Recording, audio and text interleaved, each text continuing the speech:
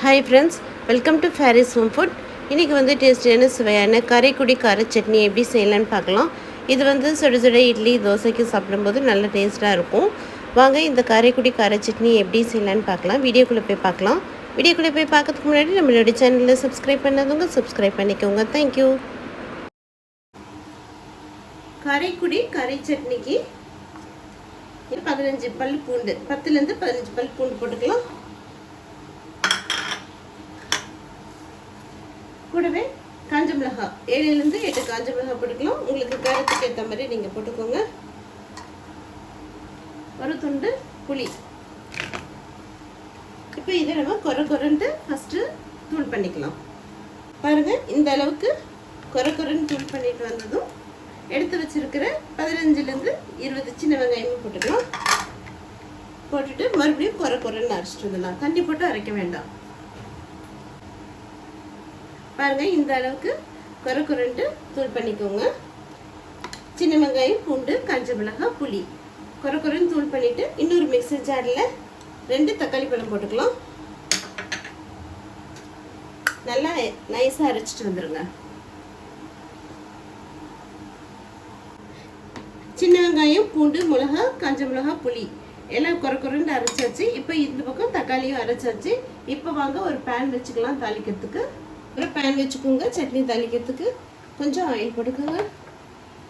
Oil சூடானதும் 1/4 teaspoon உளுத்தம்பருப்பு,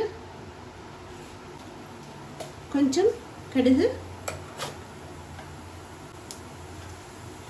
உளுத்தம்பருப்பு பொரியட்டும். கொஞ்சம் ஃப்ரெஷ்ஷான கருவேப்பிலை போட்டுக்கோங்க. கடுகு உளுத்தம்பருப்பு போட்டுக்கிட்டோம்.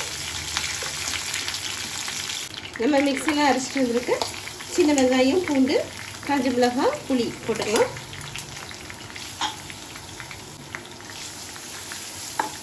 நல்லா வதக்கிக்கோங்க.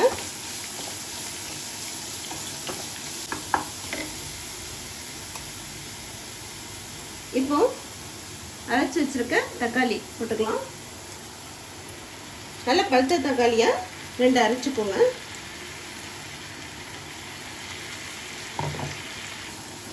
நல்லா மிக்ஸ் பண்ணி விட்டுக்கோங்க.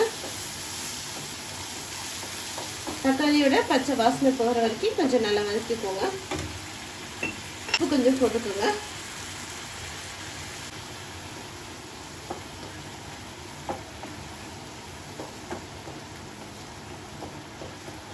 ஏன்னா நம்ம எல்லாம் பச்சையாக தான் அரைச்சிருக்கோம், அதனால நல்லா வதக்கிக்கணும், இல்லைன்னா பச்சை வாடை வரும். 1/2 கிளாஸ் தண்ணி ஊற்றிக்கலாம். ஒரு கொதி வரட்டும்.